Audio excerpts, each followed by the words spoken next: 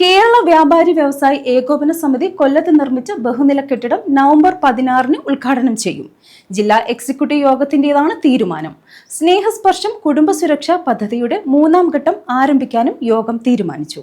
വ്യാപാരി വ്യവസായി ഏകോപന സമിതി കൊല്ലത്ത് നിർമ്മിച്ച ബഹുനില മന്ദിരത്തിന്റെ ഉദ്ഘാടനം 16-ന് സംസ്ഥാന പ്രസിഡന്റ് രാജു അപ്സര നിർവഹിക്കും. സ്നേഹസ്പർശം കുടുംബസുരക്ഷാ പദ്ധതിയുടെ 3ാം ഘട്ടം ആരംഭിക്കാനും കൊല്ലം ജില്ലാ എക്സിക്യൂട്ടീവ് യോഗത്തിൽ തീരുമാനമായി. യോഗം ജില്ലാ പ്രസിഡന്റ് എസ് ദേവരാജൻ ഉദ്ഘാടനം ചെയ്തു.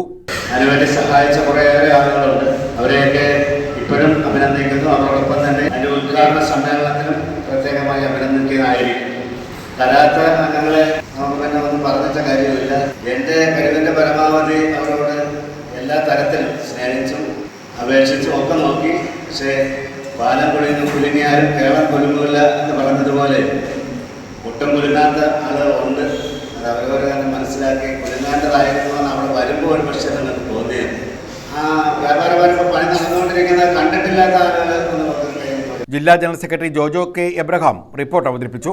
Rajeev Kadappakada, Rajeev Karicode, S Kabeer, Netaji B Rajendran, K J Menon, R Vijayanpillai, A K Shajahan, Navas Puthenveedu, D Vavachan, Rajan Kurup, B Premanand തുടങ്ങിയവർ പങ്കെടുത്തു. ന്യൂസ് ബ്യൂറോ, കൊല്ലം.